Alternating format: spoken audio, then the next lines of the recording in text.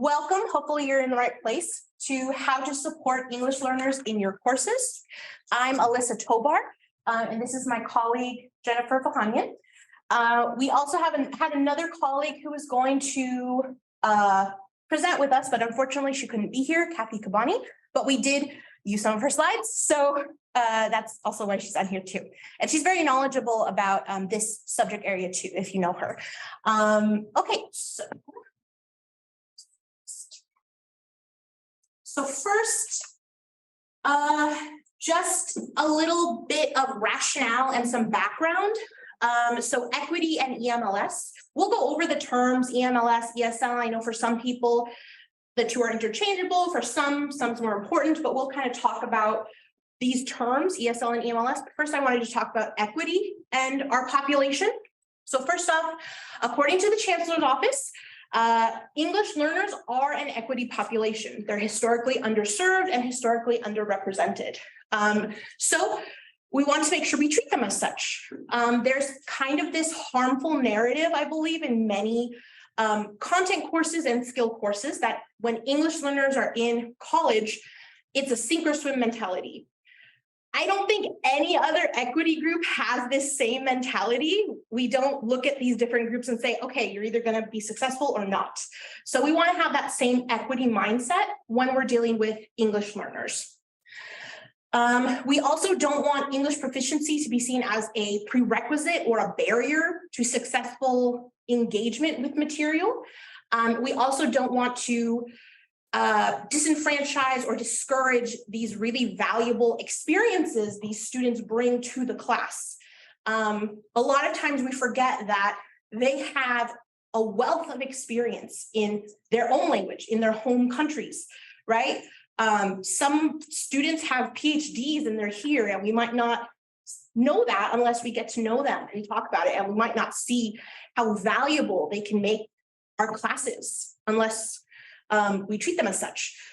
Also, we want to make sure that we support language development with our EMLS students rather than just telling them, sorry, your work's not good enough. And so we'll talk about ways we can do that and kind of that mindset to have when we're going through our courses. And we'll talk about some specific techniques.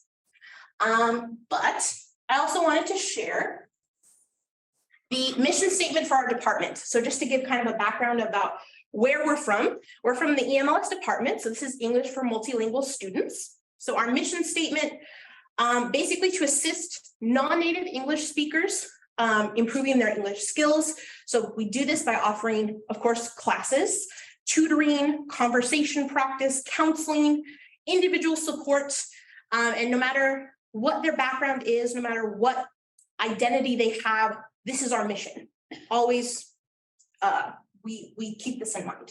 Just to give some background, we're not ASL, as some people might think, so we're different.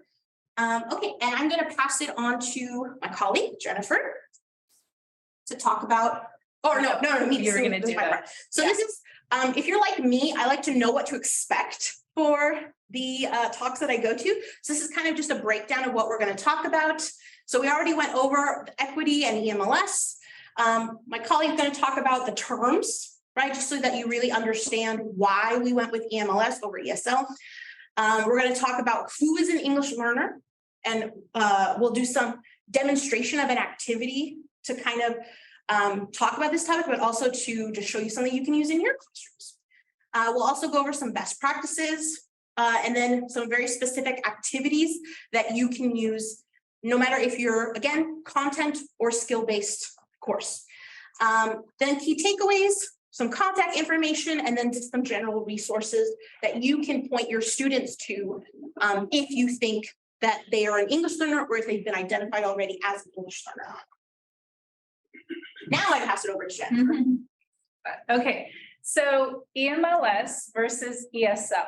You've probably heard these acronyms before, and I realize that when I tell different colleagues across the campus, like I'm an EMLS instructor, a lot of them are like, okay, what is, or they don't even ask, like, what does that mean? So a lot of you are probably familiar with ESL, which is English as a second language. The term EMLS is English for multilingual students. So why the change? There's colleges across the US that some refer to the department as ESL, others refer to it as EMLS, and we have changed it to EMLS. So why is that? Because EMLS recognizes our students' multilingual abilities.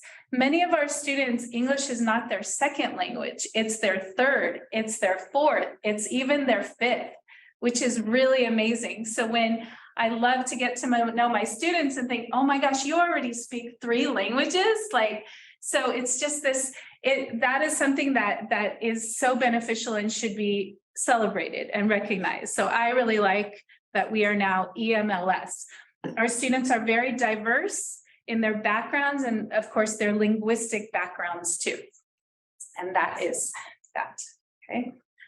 So who is an English learner? I don't know if we can get rid of that little thing on the bottom.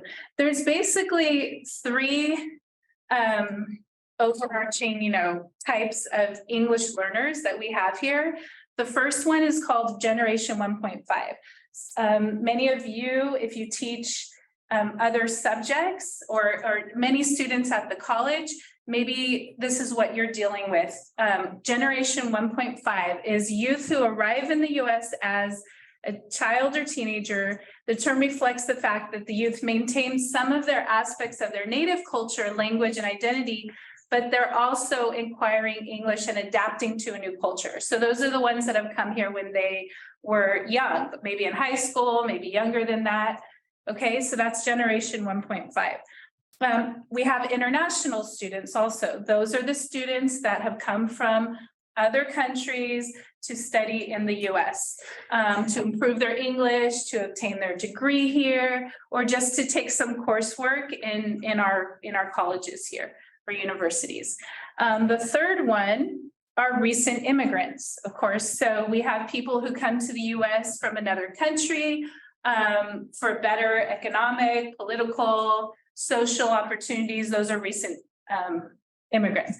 So of course, even within these, everyone is different. We're all human, we have different backgrounds, right? So again, getting to know your student and their background and where they fall into. Okay, so this is a clip that I saw a while ago and I really liked it. So I wanted to share it with you. It's an excerpt of a short film called Immersion. This movie talks about the story of Moises.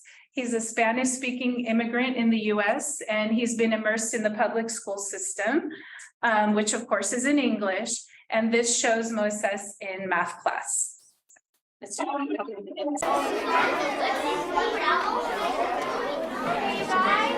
have testing all week this week and next week. The tests are going to be hard, but that's all right because we're going to try really hard. Isn't that right, Cameron? Yes, Ms. Peters. Okay, great. Everyone listen up. So we're going to want to work all we get ours from the answer and the information in the story, okay? We're going to go ahead and test, factual test, and try this actus test. Test your test. Open up. We're going to page, go to 3. First on page 3. ¿Qué dijo? ¿A poco va a empezar el examen? No, es una práctica.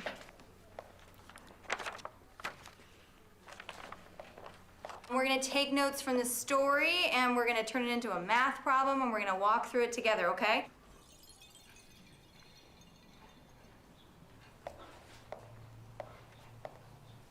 So the boy ran 3 blocks. So everyone write 3 blocks. I didn't even know. He was like a stranger. How long did it take him to run 3 blocks? Michelle? 6 minutes. Very good, 6 minutes. All right, so then we're going to take 3 blocks and 6 minutes, ¿Por qué el niño right? corre con los bloques? ¿Qué? Sí, ¿por qué el niño corre con los bloques? No, Okay, so the corre 3 questions are going to calles. go on to ask us, how long will it take him to run 20 blocks? What do we do? How many minutes is that per block? 8 minutes. Try and remember to raise your hand if you want to answer, okay? No, it's not 8 minutes. Michelle? 18 minutes? Nope, not 18 minutes. Yes, Enrique? 40? 40, yeah, very good. How'd you get 40? I don't know. You don't know? Well, 40 is the right answer. How did you get it? I forgot. You forgot. Okay. Does anyone know how we get 40?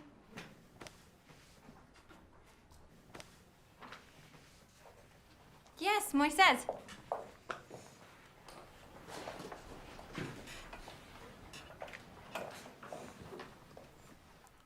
$40. Yep, that's right. Very good. Great. Can you tell us how you got that? 40. Yep, very good. But can you explain to the class what you did here, how you got that?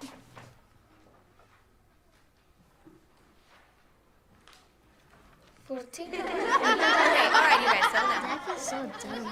Joe, do you want to lose your recess? No. Okay, then.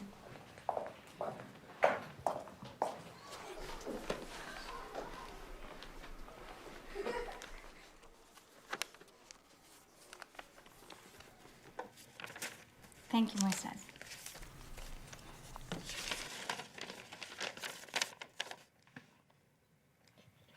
Can you help me, please?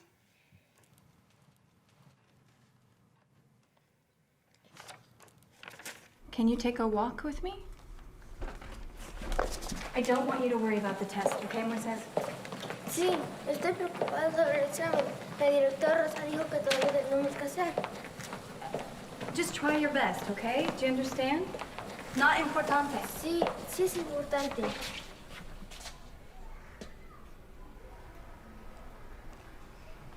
You're right, Moises. It is important.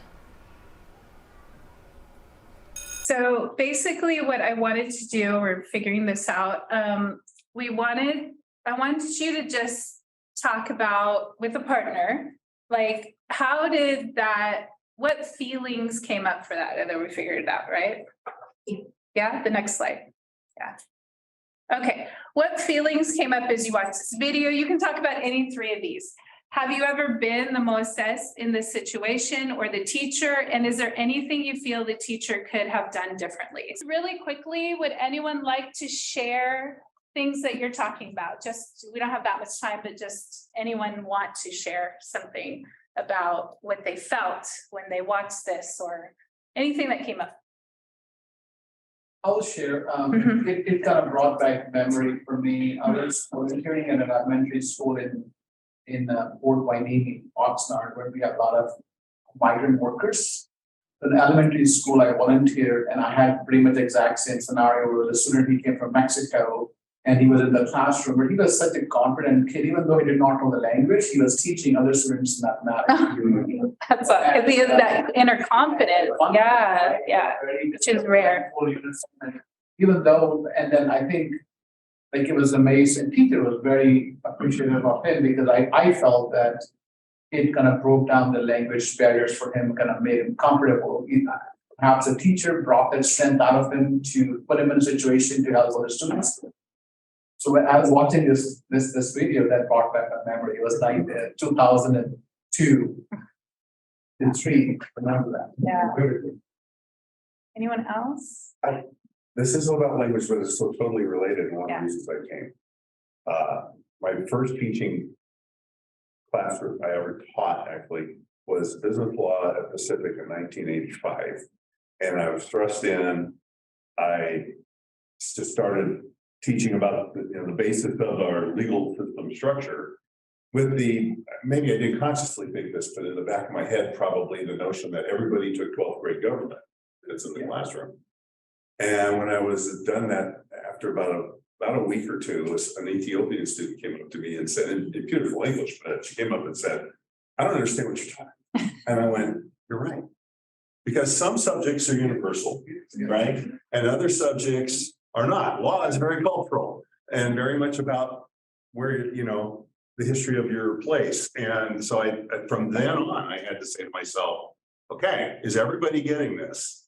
And now it's also this way too. I have to make sure is everybody getting this, when I'm taking a word like consideration, which in contract law has nothing to do with being considerate, and making sure everybody understands that this is what it means here, it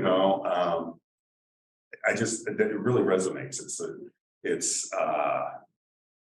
And I had worked with Granite Pacific years ago involving multicultural and multi-language stuff. And they sent us, the foundation sent us the pros from Dover. And they were talking to us about, well, their attitude was pretty much, we only have 2 languages spoken here, English and Spanish. And I went, what about the 99 other languages spoken here? Yeah. I said, that's the big challenge actually in this part of the country. But they didn't get it because it came from some other part of the country with this sort of assumption. And I was a little bit angry at that because I felt like we have so many, which is what's fun about it, but it's a challenge too. Right. Yeah, so, but anyway, I reminded of that story for me, which is a similar situation, that I've got to make sure I'm sensitive to who's out there. And we'll talk about that exactly later, is those cultural differences. So in this case, it wasn't just the language, it was the culture. Right. Like your students, like, I don't understand what you're talking about. I understand the English, but I never didn't have 12th grade US government. Yeah, so just being aware that the students come from other countries and they may not have, that was a great point. Yeah. One more thing is, I came from medieval 3 years of age, and then I need to relearn English and how to write in the American way as well. Like, how do you spell color, organization, and Z versus S, and pronunciation, like schedule and schedule, and that. So there's so many other things we have to learn about the language itself, because the spell check may not check it for you. You have to go back US English but again, after a while it becomes second issue. But at first you have to be very cognizant about what you're getting into. Yeah. Totally. Thank you so much, you guys. And I just wanted to recognize you guys at home. And I think, like, I just wanted to read a couple, like Nicolette, you said the teacher needs to encourage classroom discussion in order to help the student gain language development. That was one thing I saw, that the teacher just asked an open-ended question, like, explain how you got this. And he was like, can I respond to that? Yeah, definitely. So the reason is I've been in classrooms where the teacher is only speaking, and in some of those cases, those students who their primary language is not the dominant one in the classroom, they're the ones that are going to be falling behind. You need to allow the students to hear the other classmates talking, but also having conversations with them. Right, definitely. And it also, what a traumatic experience for that boy, where they were all laughing at him. And another thing was, I thought to myself, this is what is coming to us. Those generation 1.5 students some of them have gone through that trauma of being laughed at. So you may notice that in your classes, some are quiet. They don't want to talk. Well, that's why, they have these deep traumas. I also wanted to quickly say that, the teacher probably, with good intentions, seated the boy next to the little girl who's bilingual, thinking, oh, she could probably help him. She could probably translate for him. And meanwhile, she's probably annoyed that he's asking her every second, like, what did she say? What's going on? This is not fair to her, right? It's putting a burden on her. And then it's not fair to him either, because now he knows that she's annoyed. And so there's this other dynamic that's going on. And so I think, maybe the teacher was well-meaning in doing that, but that's something else to think about, that it's not. She should have taken it a step further if that was her intention, and talked to the girl maybe and said, is this okay? If not. Yeah, but it's. But that's either way. I mean, it's not the little girl's job, the translator, But there are ways you can make it a learning experience. You can see if maybe that would be something she'd like to do. If not, okay, I will make you. Yeah. It's kind of like when we use note takers and whatnot. Occasionally maybe mix it up, different groups or whatever, but have it be a permanent thing. And I think that maybe the intention of the video was to show that girl did not appreciate that. Right, well, and just put it there, of course, I totally agree with you. Yeah. That's. Okay, so let's see, next slide. What's the next slide? So yes, so now Alyssa is going to speak. Okay, so it's touching on a lot of things we already discussed, but this is more of a clinical way of thinking about it. So I also want to know about, if you haven't already shared, in your own classes, what are some successes? What are some areas for improvement with EMLS students? So I want to know what your experiences are, if any. I'm sure many of us have them with EMLS students or English language learners in our classes. So what have you found that works with this particular population? What are you worried about? What are you hesitant about having or addressing this type of student in your class? What are some things that you're concerned about? This is also going to help us improve this presentation as well, because then we know what to address specifically with people in other departments on campus. So for those of you on Zoom, if you could just share in chat. For those of you in person, if you can just think and then maybe get into some pairs. We won't talk about all of these because obviously we're limited for time, but if you can just discuss your ideas with these questions in more of like a pedagogical kind of way. Just maybe choose one if we don't have enough time. So if you guys can discuss, think about it. Hey, so Zoom, we've got some great ideas on Zoom, so we'll get you guys, but I've been hearing some ideas come around. So just a volunteer, is there anything that, which of these questions, just maybe like one or two volunteers from your discussions, just choose a question and let me know what you discussed in your group. Because I know many of us have different concerns regarding EMLS students in our classes and different ideas. So do I have a volunteer to share just something meaningful you got? Yeah. I'll try. So I have a very gracious partner who is an interpreter, not a faculty teacher. And I think she gave me more credit than I deserve for the little feeble attempts I've made. I don't think I'm doing well in this area at all, which is why I came to this seminar. But one thing I recently did is switch my assignments to labor-based assignments and instead of content-based assignments. So for example, they're graded on objective criteria like meeting word counts and that kind of stuff. And then I separate that from feedback, from the content feedback. So if they meet these objective criteria, they get the grade. And then I say, now this is the area of the content that wasn't correct or that needs work or improvement on. But I feel like, or at least some of the student feedback is that relieves the pressure that they have of getting the grammar right, getting the concept exactly right, because I'm going to deal with that when I give them feedback on the assignment. But the grade isn't tied to that. And a lot of students have said that's taken some pressure off of them in terms of how they have to write and that kind of stuff. So I'm trying that. I don't know if it's a good strategy or not. I feel like I like the system of grading with students. I'm not sure if it's a good strategy for EMLS, but I'm giving it a try. Excellent. Yeah. Thank you for sharing. Do I have another volunteer from in-person groups? Well, I always have trouble. I had a student that only spoke Mandarin. And so even with the software, you have to jump on your phone. It was almost impossible. And he could not communicate enough that I had to talk to his family over email about concerns about it. The student eventually dropped that. What would one do in that situation? I mean, do we have Mandarin interpreters that come to the classroom?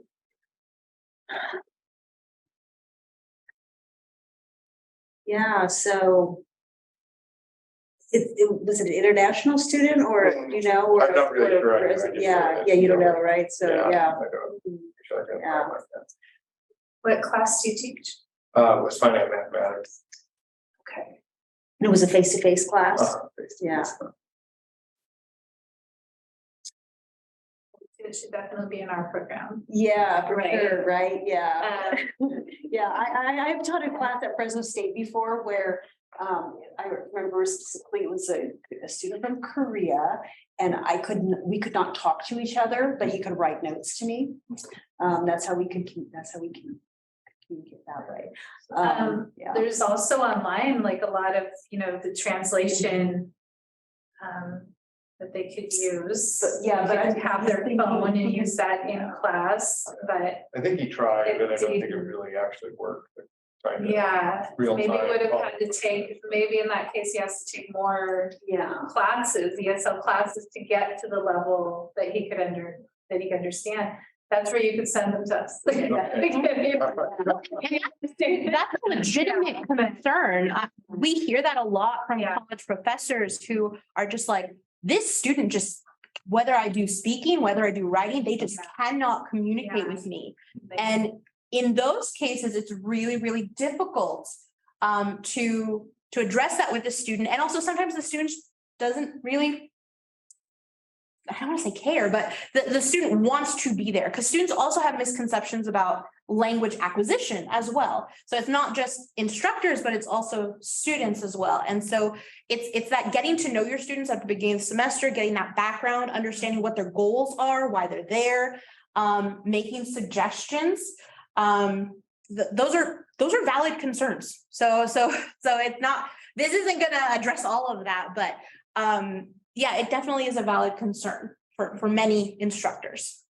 Even say, if a student is so low, because we don't have beginning courses, if a student is so low that they can't communicate, they probably belong at adult school. Yeah, Yeah. or guide them to our counselors. Yeah. Which would let them know, because, and Alyssa will show that, but we have specific counselors that if they come to us and they're so low, those counselors may say, you know what, there's adult school right now, but come to us after. So it's about guiding them to the appropriate. Yeah, and I just want to acknowledge too, in the Zoom chat, there's some really excellent ideas. So more professional development for faculty that focuses on this issue.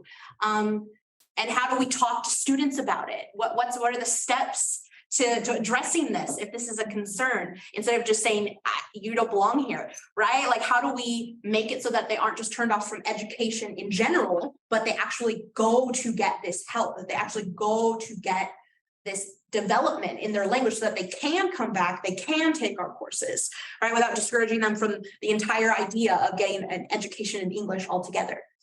I've also seen things like using models to teach vocabulary, right? So I'm seeing a lot of really excellent points in chat.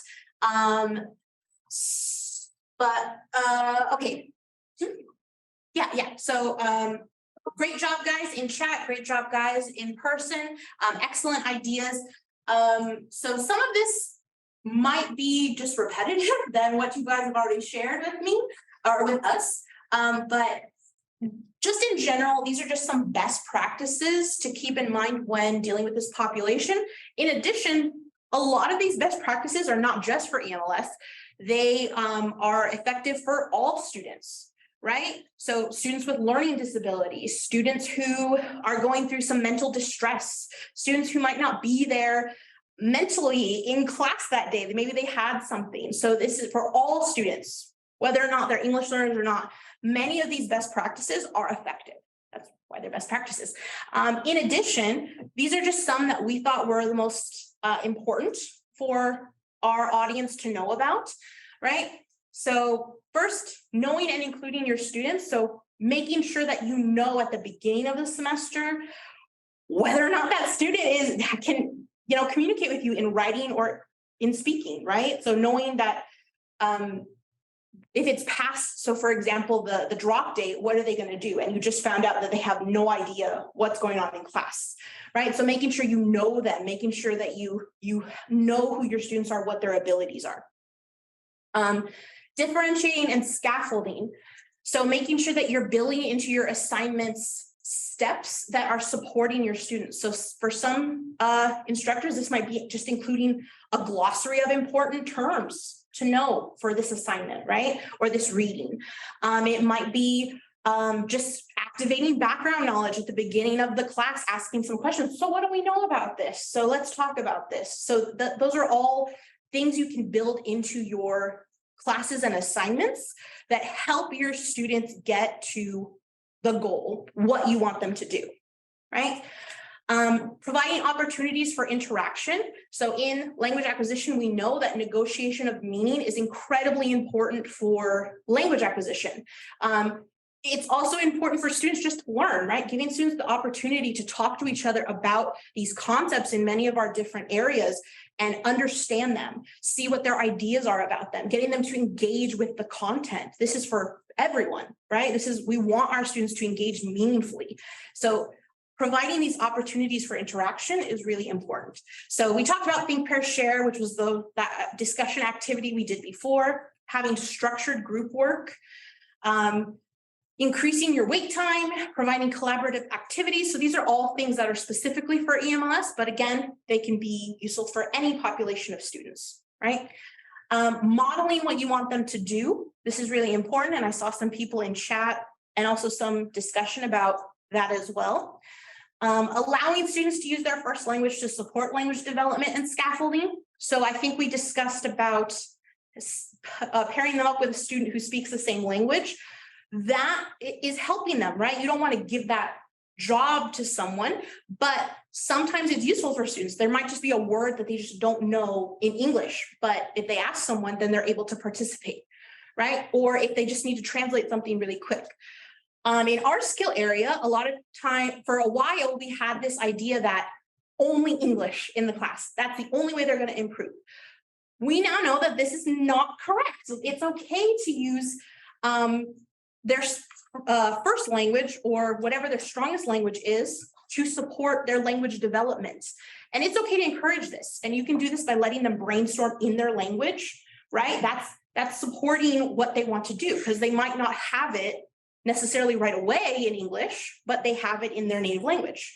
And that's something valuable that they can do to support their development and their engagement with the content. Also supporting vocabulary reading and writing development. So teaching, we know just because a student is in college doesn't mean they're ready for college. This could be because they lack language proficiency.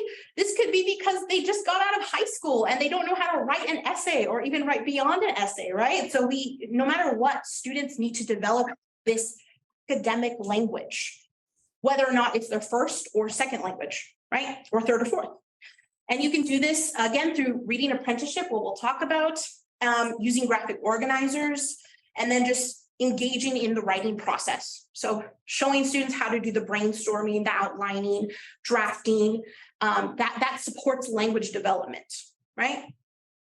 Okay, so that's just best practices.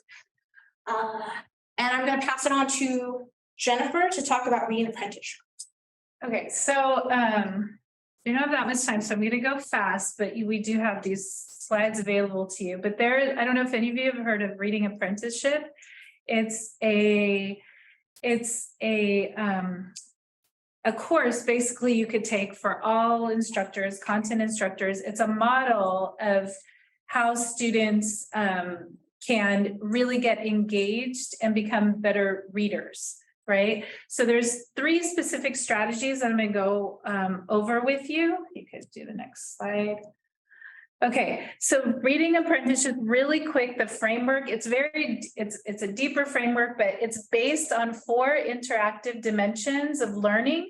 It supports academic as well as social emotional learning. And that's a big thing now, SEL, social emotional learning.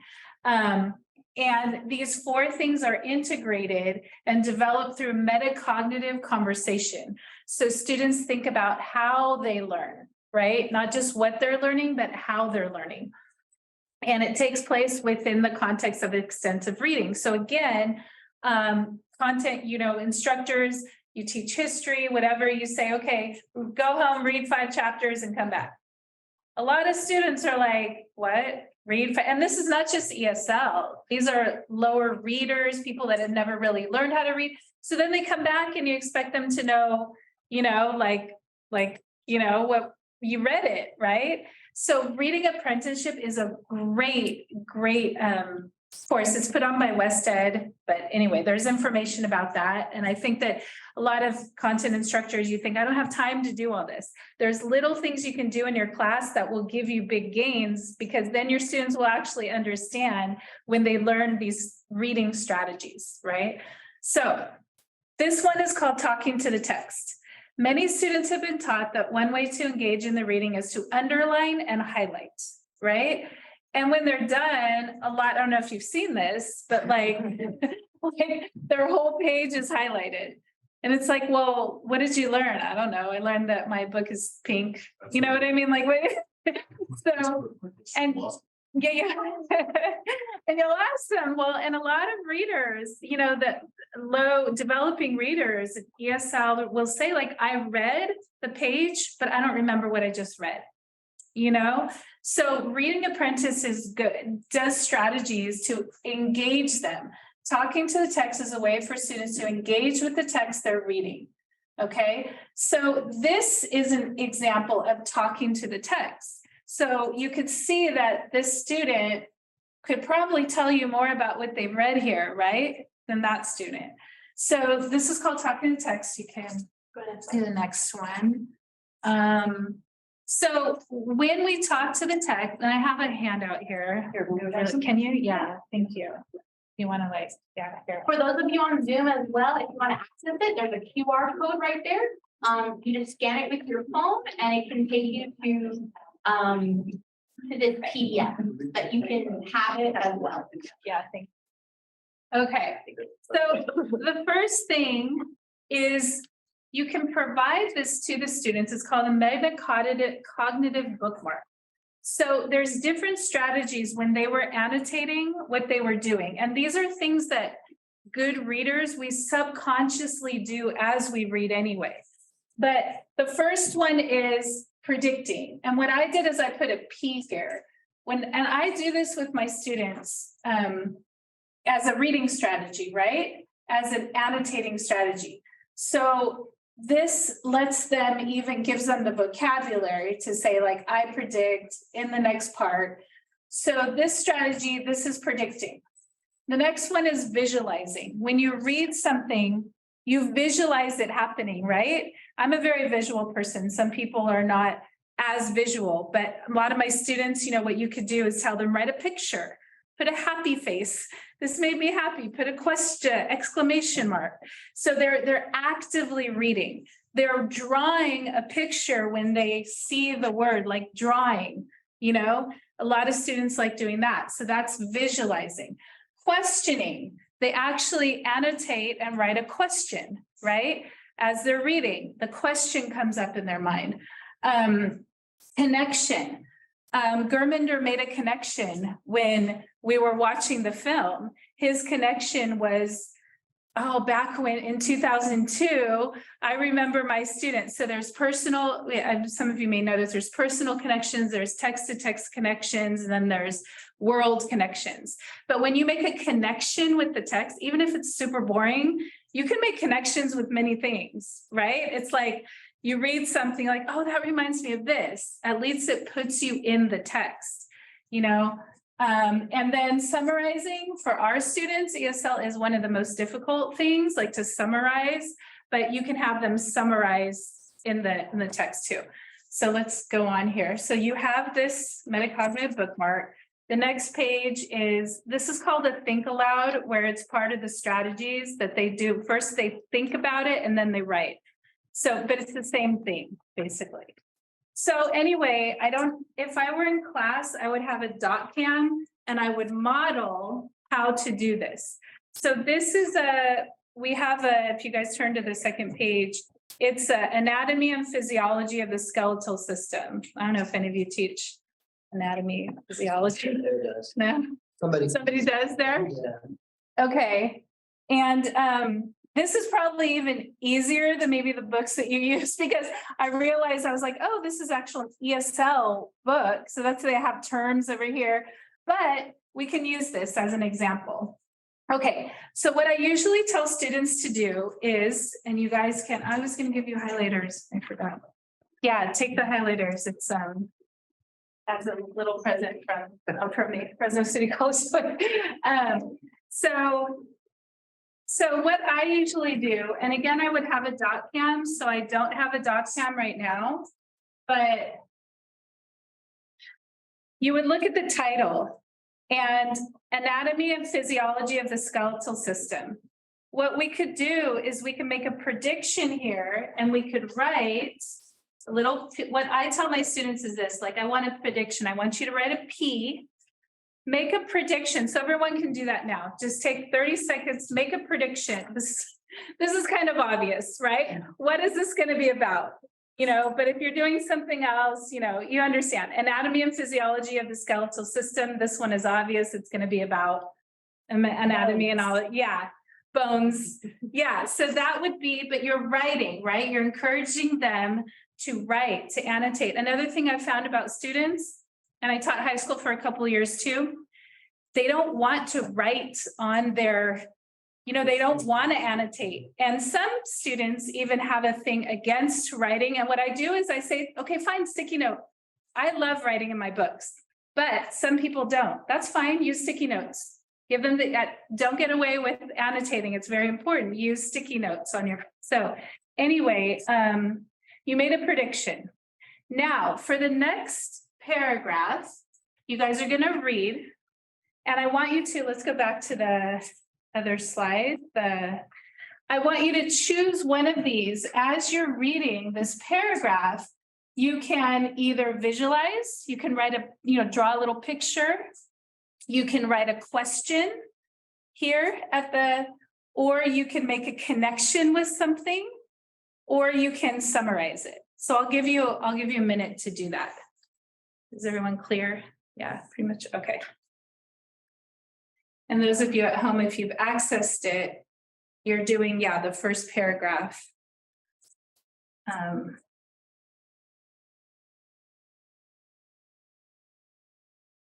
So I would have a doc camera here. I would have modeled this to my students first, rather than even having them, you guys do it, but I would model them.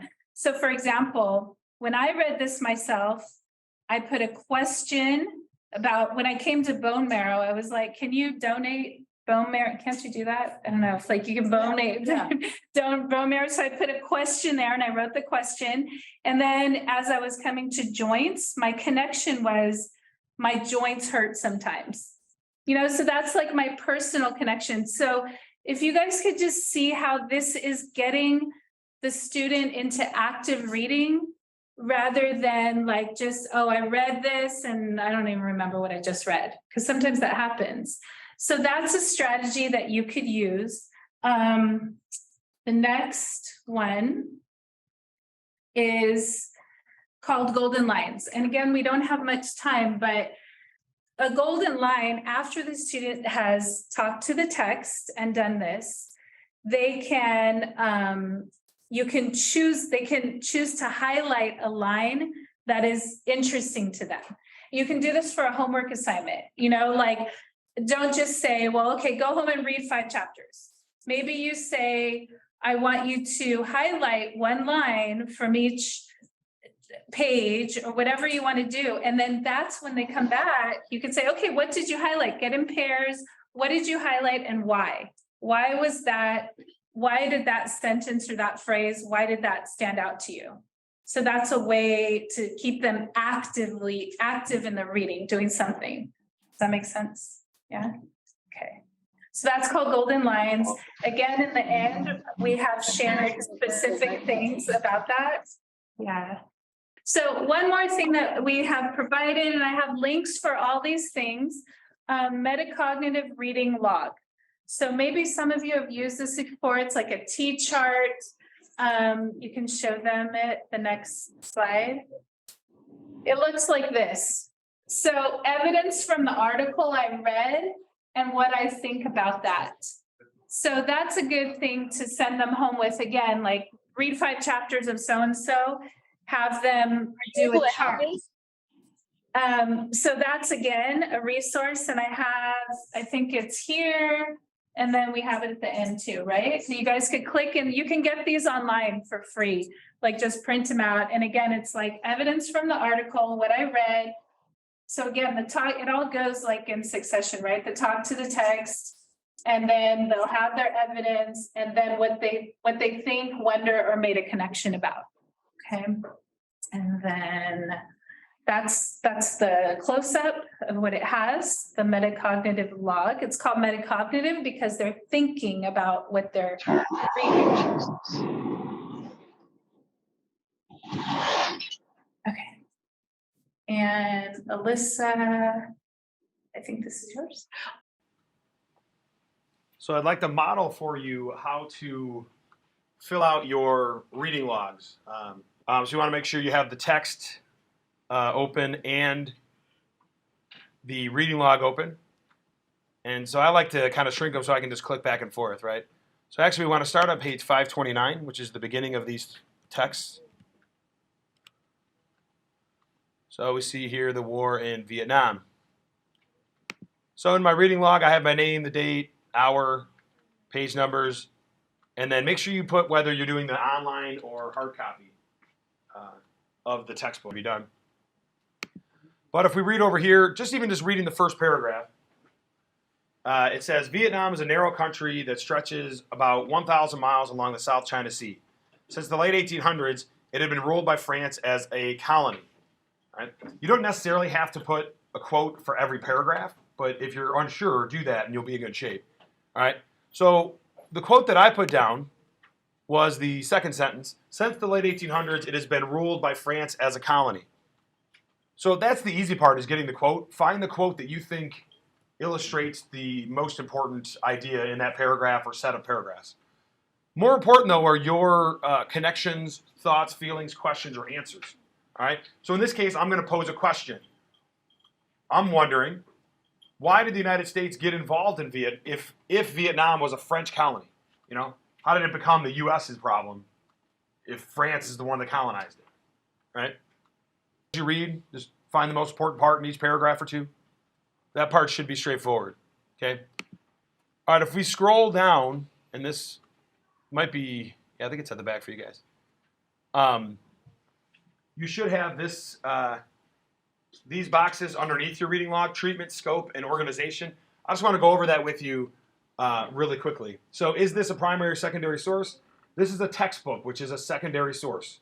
It is after the fact. It's written after the events happened. Okay? Is the writer biased or neutral? Technically, a textbook is supposed to be neutral, but you can make an argument that it's an American textbook. It's written for American audiences, so it's going to have an American bias. Okay, so it gets a little nitty-gritty there, but it's definitely trying to be neutral compared to some of the other texts you're going to read, like the letter or like the resolution from Congress. Okay, what is the writer's tone or attitude towards the topic? The tone is serious, and the attitude is very matter of fact. They're just trying to present the facts. Okay, the scope, they're trying to explore a single topic, the war in Vietnam. So they're not going back and forth. You know, they don't go into like what was life like for peasants in Vietnam, like that. You know, it's just kind of what you need to know for the war in Vietnam. And is it an in-depth exploration? It is not. It is a broad exploration. It is a general overview of the war in Vietnam. You'll see with the later text that it gets more specific. Okay. Organization. This part can be a little tough, but just think about how are things organized. In this case, it's chronologically. This is kind of the easier one. It starts with what happened, you know, in the 1940s, then what happened in the 50s, what happened in the 60s. And so it gives this, in order of sequence of events, what happened. And then the last one's probably the hardest one, so don't overthink it. How do individual sentences develop the key concept of each paragraph? Generally, they add detail to support the concept. In this case, they give details about how the United States got involved in the Vietnam War. Okay. All righty. So for the next parts, what I'd like to do is just model for each of these texts how to fill out the reading log.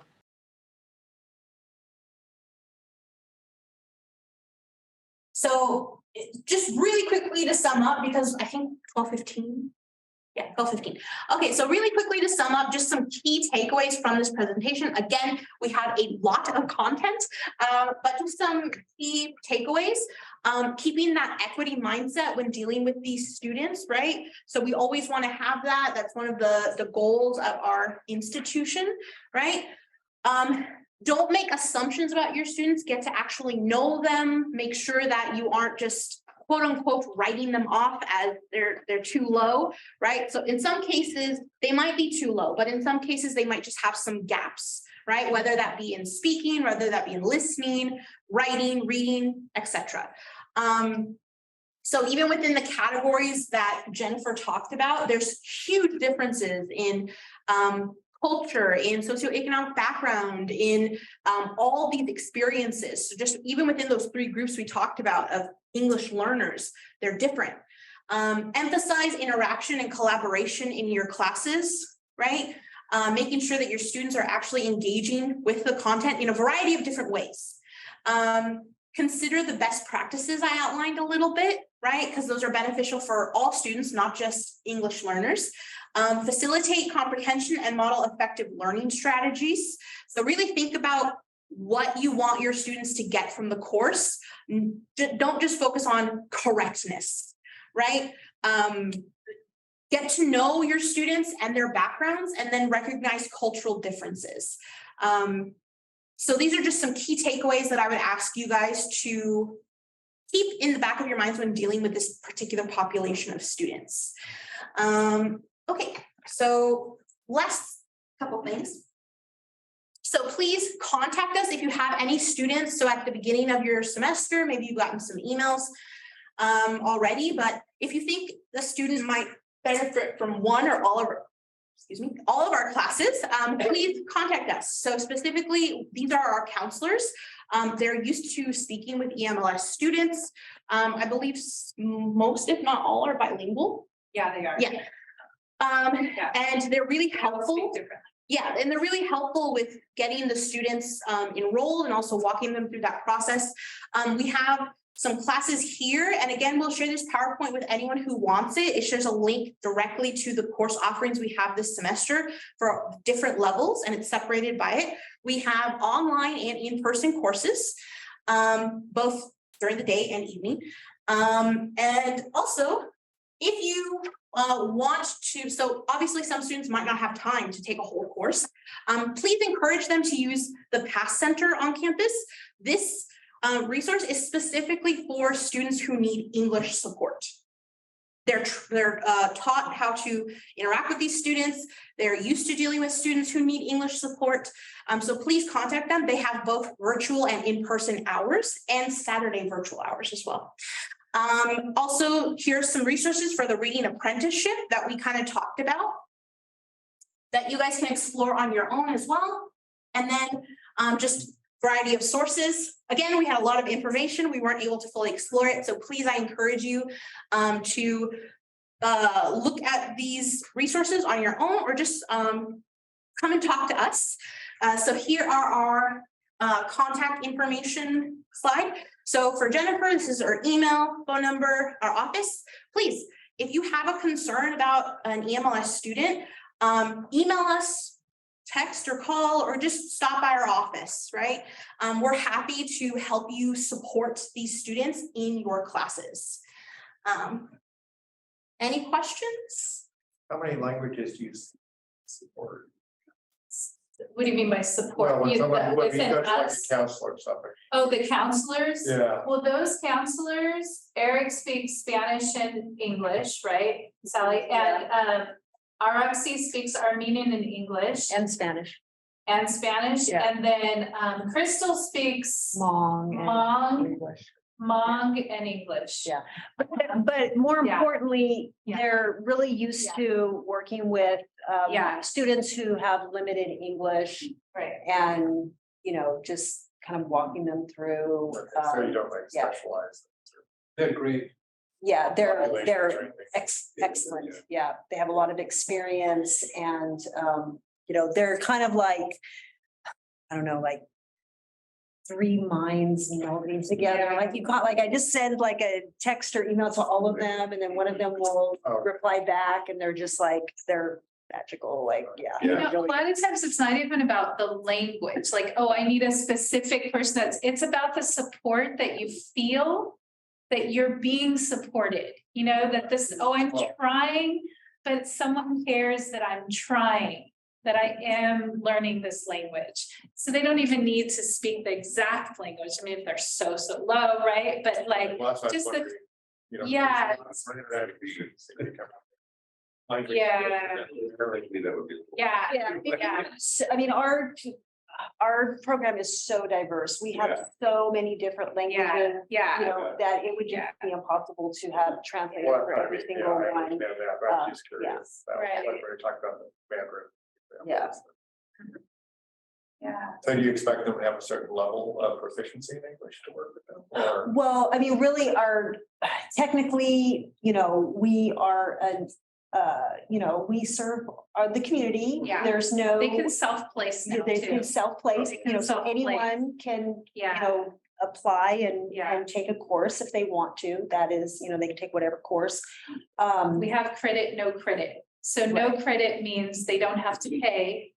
And it's a pass fail. So Yeah, and anyone can take, Anyone, transfer level free. course. Any student, no matter what their English Yeah. ability, could take English 1A if they want. yeah, And now they it's can- that. Yeah. So Yeah. English 1A, they can self-place That's in the there law. That's the law. now. So they may, Yeah. we have both. I have students that I'm like, you should be in English 1A. Why are you here? Yes. And they're like, I'm scared. Yeah. But you have other ones that go to English 1A and it's like, you probably should have. Yeah, I have a student who passed she passed the CVEST, all of but one part, although that is defunct now, and she was taking a course 2 levels below transfer. So she shouldn't not have been in that class, so it's like all over the board. There is on the website a test that they could take. It's called guided It's a self-placement. guided self-placement. They can take this test and then there's a counselor that reaches out to them and say, according to this test, and a lot of them get scared, like they're getting graded on that. It's not, it's just right? And then they get a counselor, but you could guide them and say, why don't you take this online test just to see where you're at? And then the counselor will kind of recommend where they go. Yeah. Yeah, it's more like it gives them a reading Yeah. passage and Yeah. and it's like, can you mostly understand this? You should be in this Yeah. level. Can you mostly Yeah. understand this? You should be in that Yeah. level. That.